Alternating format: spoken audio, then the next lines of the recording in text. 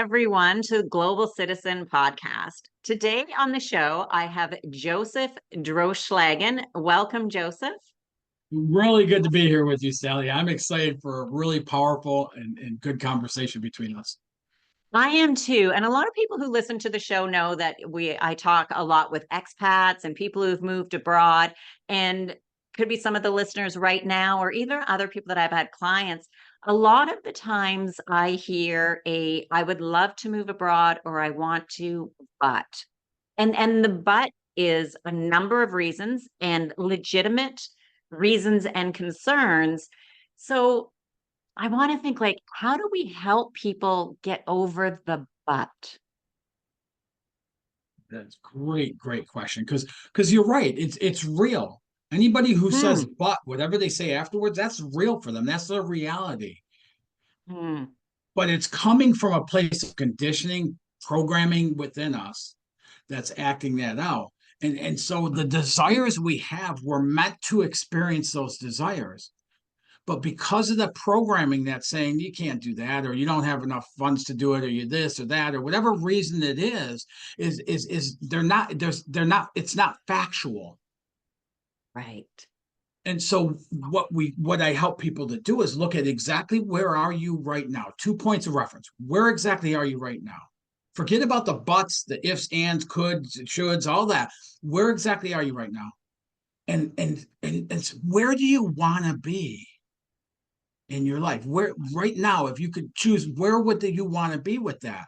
And so from those 2 points of reference, I can help anybody gain into that where they want to be point. But in doing so, what we're going to do is we're going to face those buts. And Right. they're part of the subconscious. I won't go into all the science of it and stuff, but it's part of the subconscious, which the subconscious is what triggers our brain waves to the actions we take or don't take. So that Hmm. means somebody wants something of what they want, but the brain waves kick in and tell them why they can't. They tell them the buts. They tell them all this stuff and everything else. And we can easily identify those buts and then shift those to open up that avenue. So instead of somebody settling on mediocrity, they can go for the full enchilada of what they desire. And watching people do that over and over, I told you, I'm so blessed that I get to help people do this in their life, Sally. So, what are then about if I'm saying, yeah, in theory, that sounds good. And I know I need to work on the subconscious mind. I've heard it before. I've tried, but it hasn't worked for me. Yeah, well I'm going to played. be using that word a lot today for some No, I reason. love it. I love it. It's perfect place too, and it will be throughout the entire episode. But yeah, a lot of people have tried. I tried it for like I started doing these works when I was 22 years old, and I wanted to own my own business. I wanted to inspire, motivate, lead millions of people to live better lives. But I had no idea how to do it. So Mhm. coming from that point, as I started learning things, as I started to look into some of the subconscious and the mindset and things like that and stuff, it seemed hokey pokey to me. It seemed somewhere out there. But what I would find in my reality is I knew what I wanted. I just couldn't ever get there. And I thought Mm. it was the outside conditions. I thought it was my finances. I thought it's where I grew up. I blamed all kinds of other things for it. But what I came to realize, there was a but. But what I came to realize was it was all based on that conditioning within me. That's what was stopping me. In that subconscious is a motherboard of programming, patterns, Mm. paradigms, beliefs, all of that experiences that we don't even have ourselves. Somebody tells us about, and it's in that programming. And so that motherboard is what triggers our brain waves to the actions we take or don't take. So the mind, if you look at the total mind, is always trying to protect us and keep us safe and things like that. Is trying to drive us into Mhm. that comfort zone of, I'll get more money and then I'll do it, or I'll wait till I get older, or I'll wait until this, or wait until that, and that time never comes for so many people. So what we can Right. do is we can identify those buts and all of that, and we can reprogram that very quickly to start opening up. So instead of hearing the voice in our head telling us why we can't or why we shouldn't and all those reasons, we start to hear about how we can, and we start building that excitement for, and all of a sudden, and that's how my clients achieve more than what they're looking for. But one of the things is really important. It took me a long time, a lot of finances and efforts and everything to understand. So often, mindset is taught as a one size fit all. If you do A, B, and C, Ah, you'll get D. If I do A, B, and C, I'll get D. But in reality, it never works that way. And the reason it doesn't is because we are unique individuals. So once I started understanding this stuff in coming out and helping other people, it had to be set up so it worked off the uniqueness of every individual who put it on. So I don't have a plan that says you do these things and here's what you get. What I do instead is I work off of the individual based on their programming and based on mhm. their desires. And we start walking through, we develop a vision for what that is they really want. We get really honed in on, and then we start bridging that gap from where they are to where they want to be. In that process, we start putting habits in place, develop systems of accelerating habits. So we start finding out from the individual, what do you really enjoy doing? What really lights you up and ignites you? And then we do that more often because that starts opening up the door to greater results. Does that make sense, Right. Sally? I know there's a lot in there. Yeah, no, you know what? It makes sense. And it to me, as you were saying it, what popped into my head was very much like fad diets. And go on the keto diet. Everybody loses weight on keto. No, they don't. Some people don't function well without carbs. Go on the carnivore diet. Everybody, you just need to eat meat. No, some people need carbs and fruits and vegetables, or go on this. And it does well for some, but it doesn't do well for everybody because at a cellular level, we are all different. And I've said that to people before who are, dieting. I said, for one, diet's not a good word. It should be a healthy lifestyle. And two, what your body needs is different. That's why some people are allergic to things. Other people are not. Some people, have different sensitivities, different react. And so even though I'm talking with food in the body, I think that way people can relate. It's the same thing mentally. And I also believe that what we consume makes a difference. I generally do not watch mainstream media. I get a few highlights of news on my phone and I quickly scroll through just the headline to see. And I Yes. realize too, if I push the button, I'm going to get more information like this. Do I really want to read this article? Is it important? Is it just a clickbait headline? And is it going to make a difference in my life? And if the answer to most of those are no, I just keep scrolling past. The odd time I do because I still want some awareness of what's going on in the world. But then it's a quick skim through and I'm done because it's easy for even for me. And I'm a pretty positive person and feel like I look for those silver linings. But I could Yes. easily go down the rabbit hole of the world's turning to crap. It's horrible. It's over. We are done and finished. What's the point? And that's Yes. easy to do from a positive perspective. And so we need to be aware of what we are feeding our mind as well. And I mean, we can't go back and change. I mean, we can, it's harder though, but what we learned as children and grew up, sometimes I say to people, it's a question, why? Why do you believe or think that? And some of it is that programming of the school we went to, what our parents said. And I even just recently talked to a friend of mine. We were talking about a friend of theirs and kind of what they went through. And I said, but you have to realize what your parents went through. So I have a friend of mine and her parents came from communism Poland.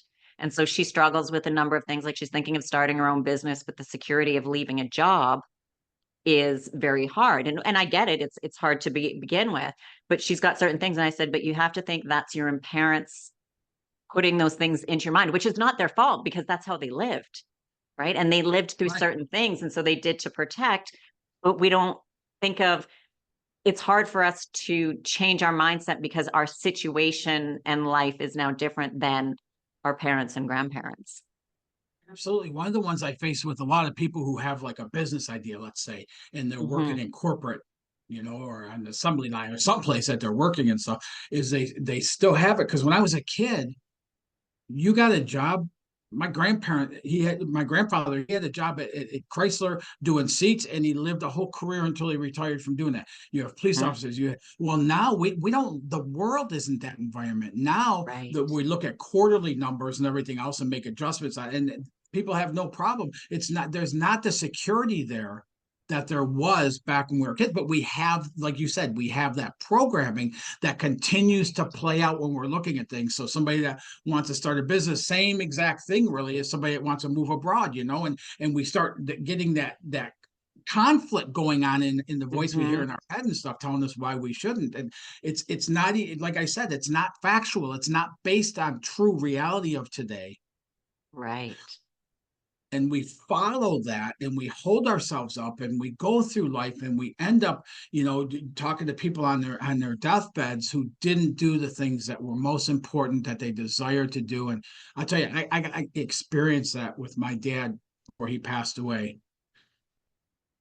That is such a hard thing to hear Hmm. somebody that you care, for me, that somebody I really loved and admired and stuff like that, to have that conversation and to hear them say those things. I think that's part of the motivation that finally helped me break away from corporate America and say, I don't care what happens. I just can't keep living that life. Right. It is important. And so before I first moved away from Canada back in 2011, and I really, to a certain degree, I felt like I don't want to use the word black sheep because people kind of think like that's the bad one, but I was like the odd one. I didn't know anybody who wanted to move abroad and live in a different country. Like I knew people did it, but most times then, it was more like people got transferred for work or they immigrated their whole family for a better life and they would come to Mm-hmm. Canada or places. But for people to just leave Canada because they don't like the weather and didn't want to be there anymore was not kind of quote normal. Yes. And I thought I was very strange. And when I moved to Costa Rica, that was my first move. I had found I Nice. kind of like found my people in the sense of I met so many other people who had left their home countries Yes. all over the world, moved to Costa Rica. Some were part-time, as in they were there for an indefinite, it could be a year, 2 years, 3 years, they weren't really sure. And others were, no, this is our home, this is where we're gonna stay. And some unsure. But then that's when I realized, wow, there's so many more people like me in the world who are wanting just something different, wanting a different lifestyle, wanting some is just more of a relaxed, slower pace. Mhm. Some just like to be they surfing outdoor sports. There's a ton of different reasons, but that's when to me, yeah, like I found, wow, there's so many people who want to do it. So for people who are, unfortunately watching the media or listening to friends and family, they say things because they love us and they want to protect us and they don't want us to leave because they're going to miss us. And so somewhat it's their own self-interest why they say things to keep us where we're at. Anybody giving us their opinion, it's always 100% of the time coming from where they are, not where we are and want to be. When I left corporate America as a vice president of sales and had the paycheck and the vehicle and golf membership and everything else and stuff, some of my friends that I've had for throughout my entire 28-year career quit talking to me because they could not understand why I would do something like that. And I understand why they couldn't, because even if with their desires of doing something like that, there's no way they would step up to that because they were closed-minded. And the worst thing that somebody can be, to have a strong desire to do something different in life, like move abroad or switch career or something like that. The enemy working against them stronger than anything else is a closed mind, not having an open mind. We want to figure out exactly every single step and how it's going to work and lay it out and things like that. Now it's one thing when you're talking about financially and looking at your finances and how you live there and cost of living, all that stuff makes sense. But they want to do every little step, but life never happens according to our little plan and our steps. Mm-mm. It So what certainly it is doesn't. it's no. So what it is it's opening up to that and then really enjoying the adventure of it as it's unfolding and happening and coming together and everything else. Right. I've moved from Detroit, so I don't know where you Okay. were at in Canada, but we're not far from country to country in Detroit. Hmm. and I and was I moved. originally I was from Calgary, Southern Alberta region, but when I Oh, left it, I nice, left Calgary. Hmm. nice, nice, and then really cold too. Yeah, yeah, that's a good part of the reason why I left. But and now so I've gone from Michigan to Wisconsin, back to Michigan to Iowa, but and things like that. And now I live how I've always wanted to live. I live in the mountains of South Carolina. And I'm 5 minutes away from my closest trout stream, where I can go out and get a trout in the morning, bring it home, cook it for breakfast, or waterfalls, or jeeping trails, hiking trails, things like that and stuff, motorcycling roads. And but there was a lot of things that were coming up in my head when I was doing that transition, because that's a big change, living from big towns like Detroit, Milwaukee, things like that, to the living literally in the mountains of South Carolina. I think I'm 1,700 foot elevated over the closest Wow. town to me and stuff. So there's which works well for somebody that likes to hang glide, because you have more opportunities of places to run off of. But Right. yeah, but that fear, that those, and that's the other thing too, a lot of people will face when they won't even fully look at the desire they have. So what we do is we look at, okay, meet somebody like me, and look at, define what it is you really want. Forget everything else. Just what do you want? So many people can't even tell you that, what they want. That Because is what true. happens is they'll start thinking about it, Sally, and it'll start getting big. It'll hit some trigger of nerves or fear or something, and they'll start backing down what they want. So that's what I mean when we live off the mediocre, pieces of what we want, Mhm. because we're afraid to even look at that full gamut. And Right. there's so many reasons for that, but you can identify that and shift that so quickly that you start opening up to that. Hmm. And I think too, a lot of people, it doesn't have to be like one massive step. Like you just don't all of a sudden one day, it's very rare that one day people just pick up all their stuff, they sell it, and a week later they're gone. I mean, those processes and residency and stuff doesn't allow it to happen that quickly. But okay, maybe if you're going to be a digital nomad, but there are those steps, as you said, to slowly change things. And one for an easy, because I travel quite a bit and I travel alone. So a quick example for people with that, I say to people, I said, okay, you know what? Just even in your home city, go for dinner by yourself. Yes. Right. Yeah. One little thing, then it's like, oh, if I'm alone, if I can go for dinner by myself. And then another is go to a town or a city that you like, go by yourself. Yeah. Go to a movie. Go to a movie by yourself. Like Yeah. there's Yeah. little things that, and even those changes, then it's like, oh, well, I can do that by myself. I don't have to have people around. I can be even in my home city or travel to nearby places by myself. And sometimes even those little steps Mhm. start changing that mindset of what we can do. Yes, they will. And then we go out and we explore those things and we do those things and we get the results. And sometimes we're like, I'll never do that again, and because of the fear alone, so people can back away from that. And what I've developed in what's now referred to as the SMT method is it helps to identify and grow and build that what's called a dynamic vision for your life, what it is you truly want to experience, no bars hold, no limits to it. And then from there we start, because that in itself is scary. Hmm. And then as we start stepping into that and start taking steps into it, it bumps up against that programming.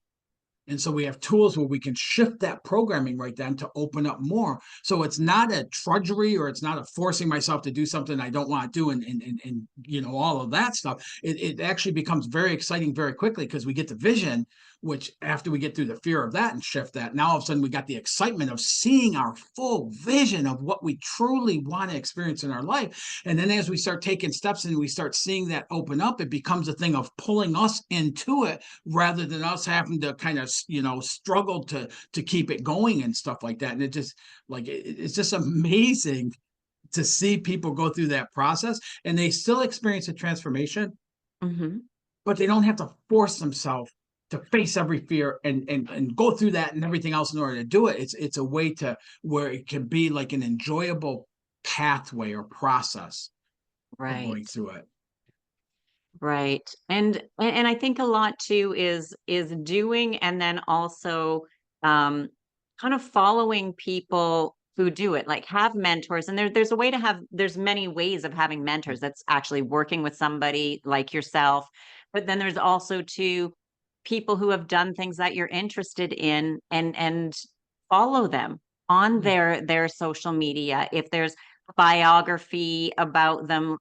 Sports people is a great example of that. I mean, there's so many fans of some of the best athletes in the world, and maybe somebody's not going to be that best athlete, but how many read their Yes. biographies? How many follow them? Know stuff about them? And you can do that same thing of whether you are moving abroad, or as you said, you want to leave your job and start something new, or you're just even moving to another state. And there's those concerns of, listen to other people, watch what they've done, and nothing is going to be smooth and easy. There are, I mean, but Yeah. that's life. Like, you have Well, it takes challenges in your effort. home city right now. It takes effort, but it doesn't have to be hard. And one of the things I loved about what you said, because there's mentors or people doing things that we want to do and things like that. We start following that person. The way somebody will know whether they need somebody like me is if they start seeing how they're different than that person that's out there doing it. Hmm. In other words, where well, yeah, it's possible for them. They grew up with a silver spoon or gold spoon, or things like. If you start noticing things like that, then you got Yeah. some programming going on that's keeping you limited in things, and shifting that will open doors very, very quickly to achieve that vision, and to do it with more joy than struggle, to do it with more excitement than fear, to do it where you're pulled into it more than being pushed into it. Hmm. Yeah, because if you're struggling and you're fighting it, you're just not going to do it. It's No, it's at like some point knowing, it's too heavy, too yeah, hard. yeah, and then forget it. It's not for me. Mhm. And that part of the brain goes, see, I told you I was right. Well, ultimately, our brain, the purpose of our brain is to solve complex problems. So, the Hmm. mindset's part of the brain. So, our mind is always working to bring solutions. Our mind is always trying to place us in the safest place possible, which we call the comfort zone. Yes. Because outside that comfort zone, we don't have as much, we have full control inside our comfort zone. We don't have growth. We don't have expansion. We don't have our greatest visions. We don't have any of that, but it's comfortable in there because we have the Right. control. We know what's going to happen next and what's not going to happen and everything else in there. But to get to our visions, to get to our dreams and our true desires at their full experience, it's the other side of our comfort zone. Yeah. It reminds me of, it was a podcast that I was listening to, and I can't think of the guy's name right now, but I can picture him. And I don't know if he said it or if somebody had said it to him on his podcast, but he had said, the greatest, like, with whatever we're doing, whatever situation we're at, like if it's work, if it's health, if it's moving, if whatever it may be, so the thing that like, there's a thing that we know we need to do, and there's a thing that gives us the most resistance. For some reason, we know we need to, but like, we're really resisting it. When we do that one thing, it's usually not nearly as bad as what we think it is. It doesn't take us nearly as long as we think it does. And that usually will, I'll use the word catapult. So that wasn't the word that he used, but that's the thing that will help us get to that goal quicker than we even known. And we're doing all these other things on the side. And avoidance is one of them that we're not doing, or we're keeping ourselves busy with other things. We said usually there's one thing that we know, we're like, oh, I know I should do that, but I'll do it later, or I'll wait, or whatever. And when we do that one thing, that helps us to realize it wasn't as bad, it wasn't as hard. And the other things that we need to do, it brings us closer to whatever that goal is that we want. Absolutely. And the way you said that, I mean, it's logical. It's logical. There's no substance in our fears. Now, people will say, well, if the stove is hot and you touch the stove, you're going to get burned. And I go, that's not a fear, that's a knowing. Because when Yeah, we're that's little a kids, we touch a reality. hot That's stove and we get factual. burned. So that experience is embedded in us. We know it. But our fears, there's no reality to them. It's false evidence appearing real. So what Mm. happens is our fears are so wide we can't get around them, and they're so tall we can't get over them. But almost always, when we go through it, it's paper thin because there's no real substance to it. And I'll give you a really quick example of this, Sally. Is a little over a year ago was my first run off of a 2,000-foot mountaintop with strapped to a hang glider. And it was just me and There's the some hang fear glider. in that. I would have some fear with that. I stood up there on the ramp, and you have like 3 steps and you're in the air. And I stood up there, and I got the all clear and stuff, and I'm holding it, and man, my stomach started going, don't do that. Like I could hear the voice in my head, don't do this, don't do this, don't do this. And then so you're supposed to walk, jog, and run, but you really only have 3 steps. So you want to take off pretty Yeah. quick, but not run. So I take the first one, it's louder and louder. And the second step, I can feel my heart beating in my throat and everything. And then the moment my feet left the ground, it was beyond anything, beyond what I thought the experience would even be like. It was true ecstasy. Wow. And that's the same thing with our fears. Just the other side of that fear, we get to achieve our greatness. And our greatness can be Mm, living abroad. Our greatness can be starting a business. Our greatness can be getting into retirement and really enjoying it, rather than the mm. fears that tell us, you know what, if you stop working, you're going to die soon. And all of those things and stuff. And I love this quote by Wallace Wattles, and taking us back to the comfort zone. So he says, if you're not consciously choosing to be rich, excellent, and healthy, then you are unconsciously choosing to be poor, mediocre, and unhealthy. That Wow. comfort zone is Mhm. unconscious living. We're living unconsciously. We're just going through the mode over and over and over, and stuff again. That's when I say you're alive, but you're not living. Beautifully You're said. alive, you're Yeah. breathing, your heart's pumping, you're going through the motions, you're doing the day-to-day stuff, but you're not really living. Yes. And the way this ties directly into what we're saying with those buts Hmm. Hmm. is we have to forego really living to follow those buts and what they're telling us. And that's not, like you said, that's not consciously living. That's not expanding. That's not doing what we're here to do, which is fulfilling those desires, to truly live, to Hmm. to the most we can live, to get to the end and not have those regrets of Right. what we should have. Because you know what? At the end, in the final, from what I've seen with my dad and some other people, but with my dad, Hmm. there's no buts. No. There's no excuses. There's no reasons that he could come up for not doing those things. Right. So it's like a trap of living in that, so unconsciously in that bubble of that comfort zone. Mm. But it's not And real living. I mean, when it's kind of been something that I've been thinking about the last little while. And it's like I've always known, but it's to truly think when we think of the universe, it's beyond what we know, but just as what we know with the planets that we know of and Earth, like we're a planet in the middle of whatever space that we still don't even know. And we're floating in a space on a Pretty much. planet that is warmed by the sun, which is another planet in space. Like when you think of the solar system, like it's kind of mind-boggling in itself.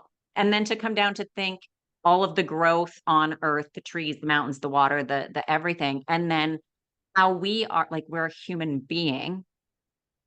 And like, what are the odds of that? And how does that work? And aren't we supposed to have all these amazing experiences, not just like we're here. Like that is amazing to begin with. But look at all those experiences we could have, the good and the bad. Not that I want people to experience bad things, Right. but I mean, Right. loss and heartbreak and things Yes. is part of life. Like I will one day be gone and there will be at least a few people I hope are sad that I'm gone. If everybody's happy I'm gone, then I've done some bad things in my life.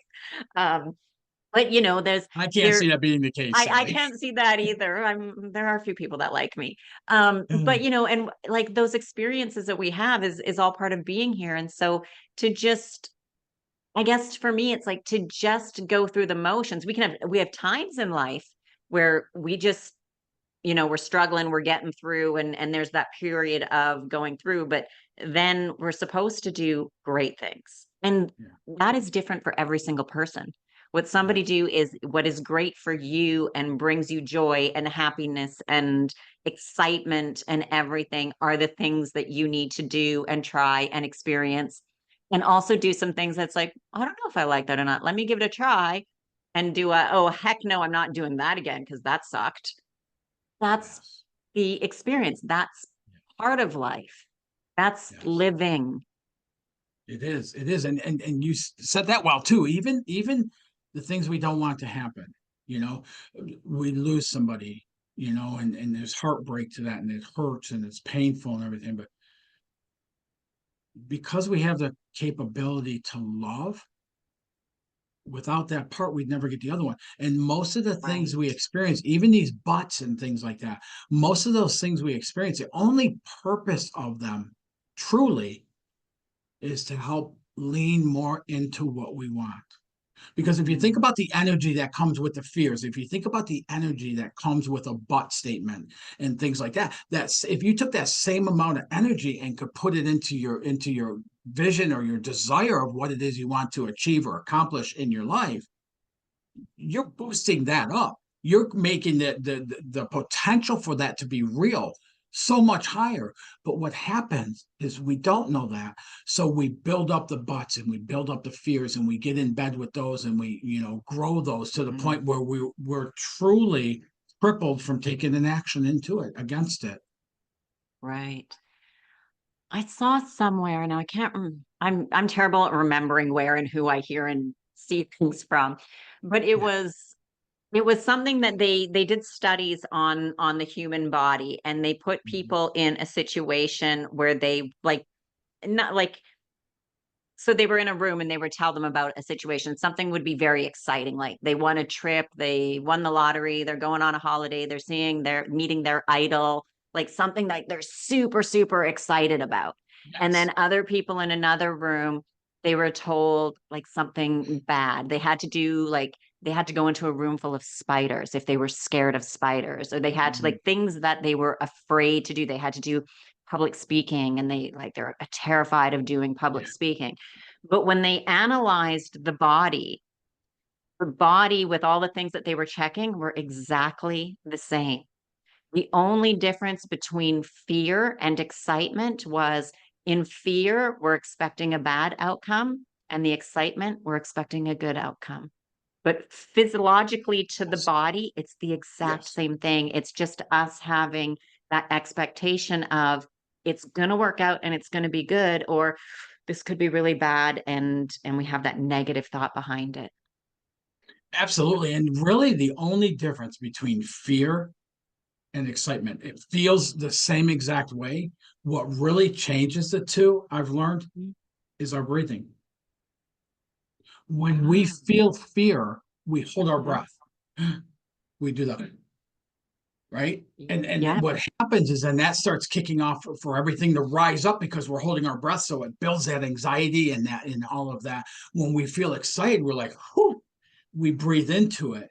And that lets it out, which means everything is continue, to going in that direction. So really, I've had examples where I've actually tested this. I've had clients who tested it and stuff. Is really when we get into a place where we feel fear, if we just start breathing fully and not uncomfortable where you're choking, but like full breathing, we'll feel that fear lower Go down, the down. intensity of that fear. But when we hold our breath, it just increases that intensity. So even in that, somebody Mhm. looking at their desire of what they truly want, and you start feeling that, just pause and take a few breaths and bring everything back down and calm. And you'll find you'll Mhm. still have the desire, but the fear has weakened. It's weakened. Mhm. Yeah. The human body and mind is so fascinating. And it's so amazing the way it works independently, but interdependently at the same time. Mhm. Like, Yeah.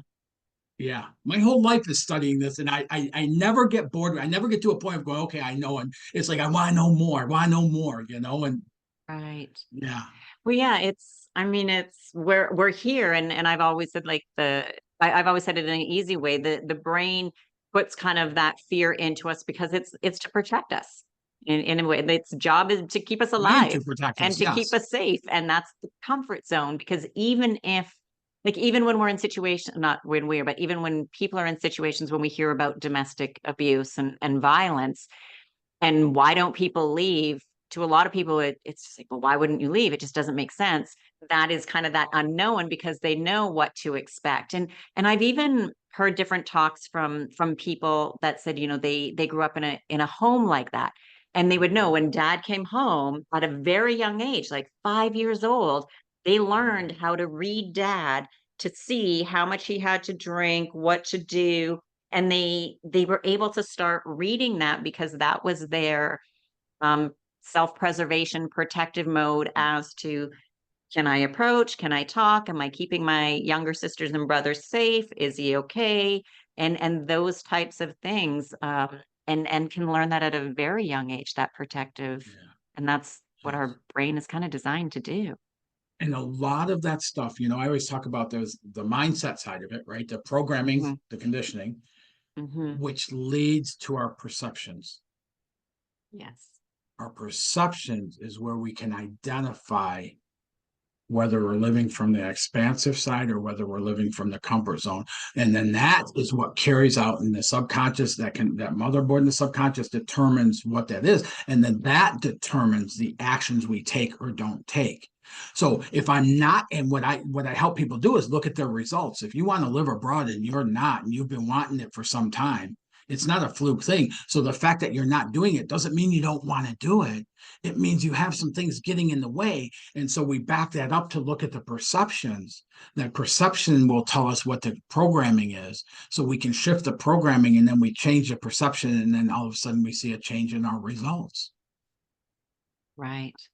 And And I none of this stuff is philosophy at all. It's all physics. It's all physics. It's all about energy flow. Mhm. And everything. That's all there is energy.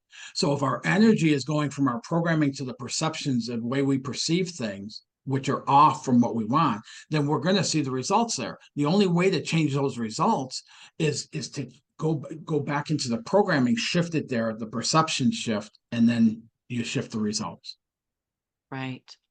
Right. And everything is perspective. And I've really learned that through all my years of traveling. And, Mhm. it wasn't just one light bulb moment of, oh, I realized, but of all the traveling and stuff I've done that I don't even, I just like to say my beliefs or my opinion, because the things that I believe in and my opinions, they are mine. They are not right. They are not wrong. They just are mine because of the Based on life I your had, my parents, where I was yes, brought up, the way I lived, yes. the experiences that I've had. And so I really enjoy having conversations with people who are they have to be open. I mean, otherwise Mhm. it's not a conversation.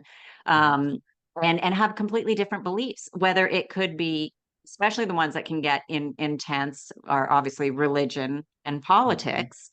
But then just other beliefs too. And when I'm open, I like to ask people, why do you believe that? Yeah. And it's interesting, and I ask myself that too with something. It's like, why do I believe this?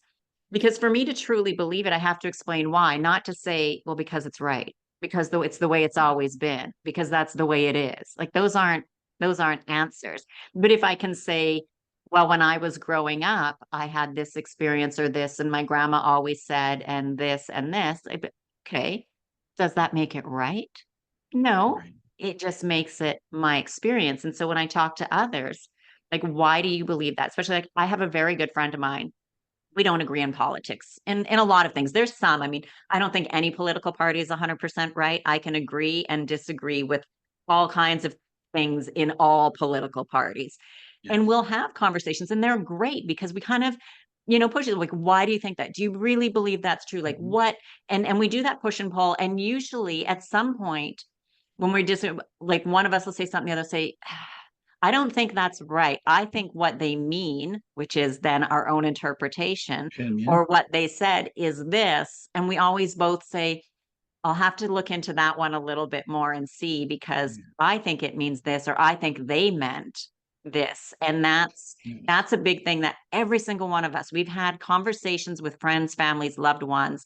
We've had arguments and they've said, well, you said this. And the Yeah. response is, well, I didn't mean it that way. Yeah. Boy, how many arguments have started like that? One person, I say something to you and use the Hmm. words I use, to explain something. You Hmm. take those words and you get a different meaning of understanding from them. And all of a sudden, now Hmm. we're arguing over something that when you really break it down, we're both agreeing to the same thing with that. Yeah. And that's been something over time I've had to learn in working with clients and things like that Mhm. is when I say something, I explain what I'm meaning by it.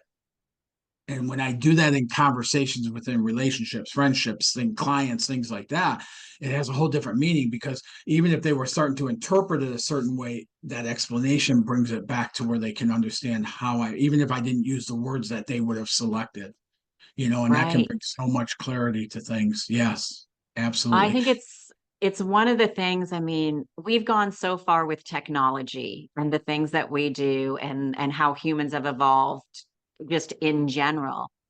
And Mhm. the worst thing we are at is communication because our interpretation of the Yeah. same words can be different. What we mean to say, how we say it, how it's interpreted. And and then that comes back kind of that full circle back to what was said and how we interpret it, even as kids, as babies, as little ones, have left an impression within us that now we are working with, dealing with, figuring out, gives us our thought and beliefs Yeah. maybe had nothing to do or was not even meant to be the way that we interpret it as a child, which now has these lingering effects. Yeah, I have an example for that too, Sally. Is I worked with a client not long ago, and we're on a call, and they're just really grabbing hold of these processes and stuff, and implementing them and shifting and identifying what that is. And we're just, I mean, I go, man, you are a rock star. Like you are just amazing. You're a rock star. And they go, that doesn't have a good feeling for me. And I go, what do you mean? Well, when they were growing up, whenever their mother wanted to insult them, they'd go, "Oh, you're a real rock star," as an Ah, insult.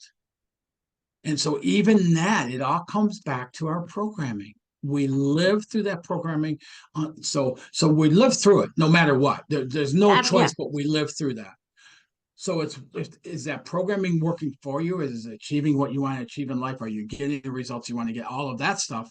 If not, somehow you need to identify and shift that programming to get into alignment or continue living like I said with my dad and get to that end and go, man, I should have this and I should have that. And bums me, it shoulda, coulda, bothers me that woulda. I missed that. Yes, yes, yeah, Yeah.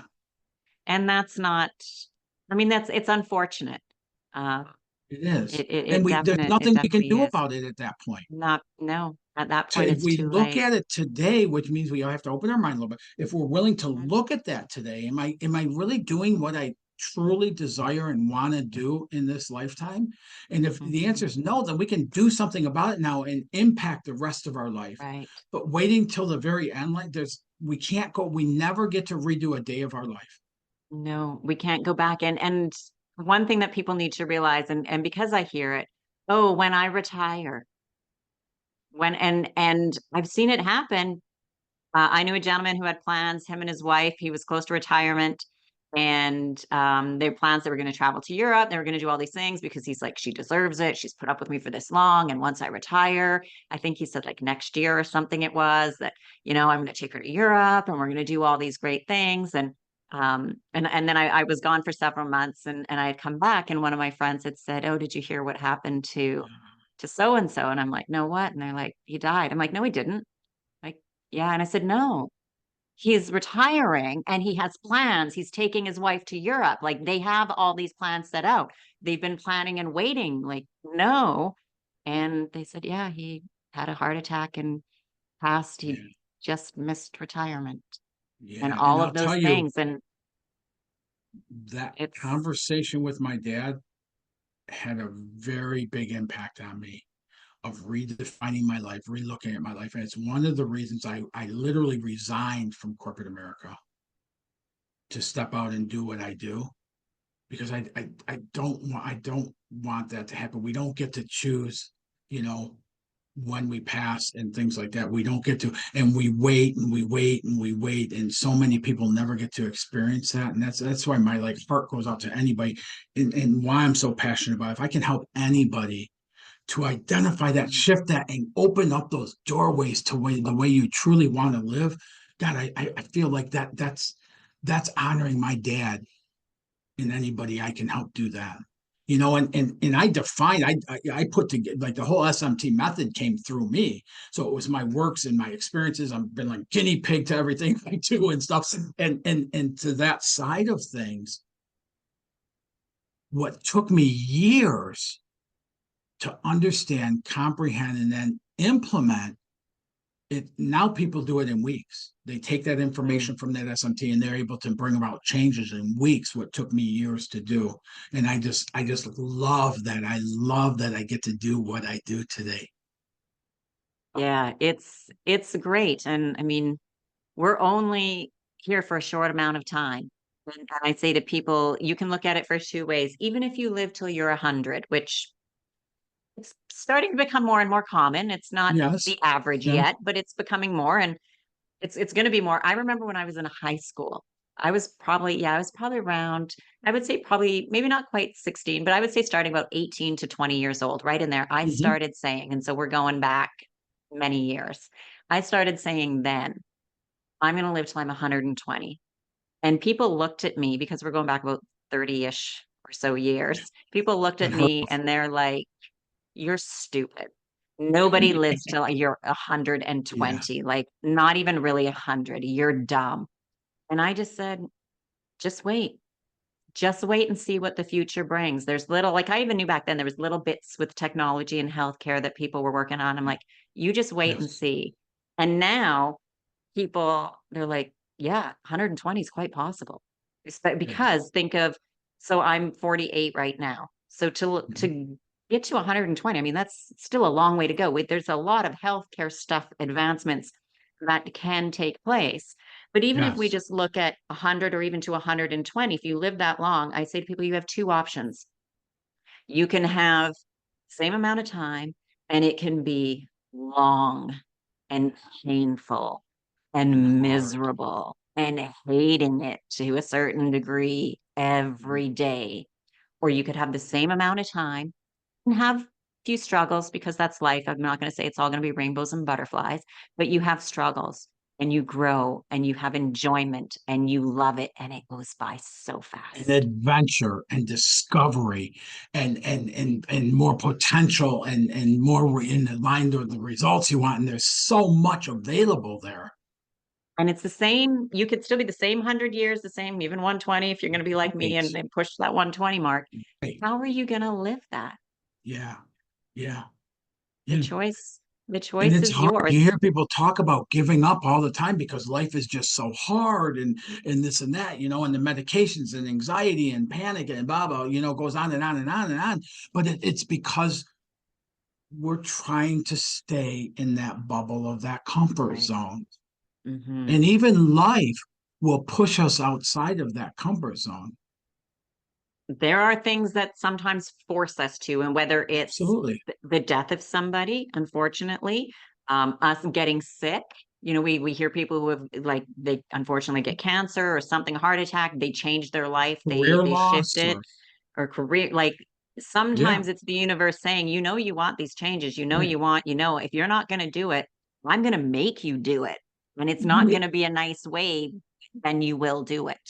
if we completely understand that, Sally, most people have some concept of that. Mm. And so now you break it down, look at it a little bit differently. We can either be pushed Mhm. through life with those upsets and everything else that then we have to recover, and they become part of the programming and part of the voice we hear and make things even harder. Or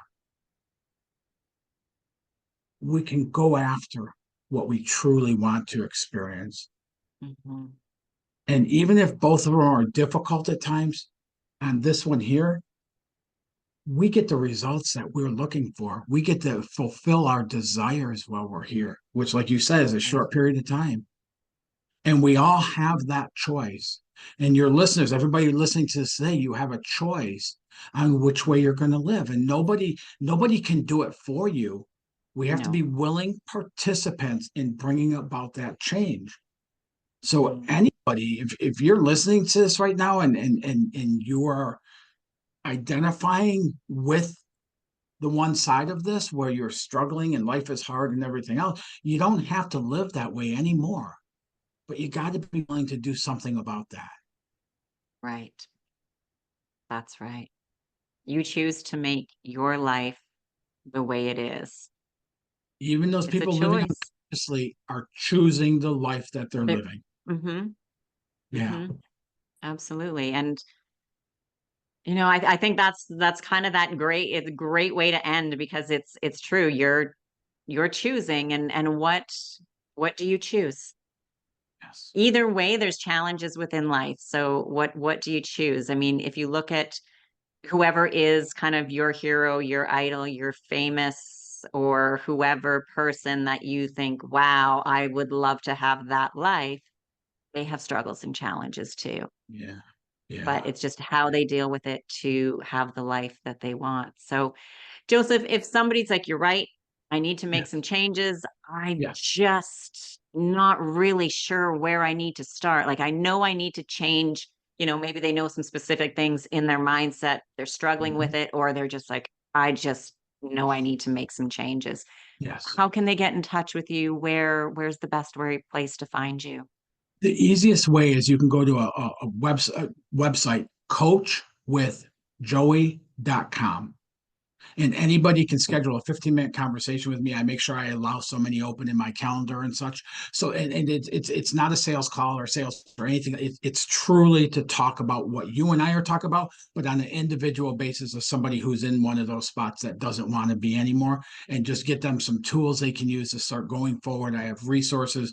I have the things where people invest in themselves to work with me, but I also have free resources and stuff that I'm more than willing to give away to somebody, so they could just go to coachwithjoseph.com or coachwithjoey.com and Perfect. And we'll schedule have a that. link to that within the show notes to make it even easier for people to connect with you. So I just want to say thank you very much for your time today. I really appreciate it. I really enjoyed talking with you, Sally. I'm like pumped up right now. Thank you.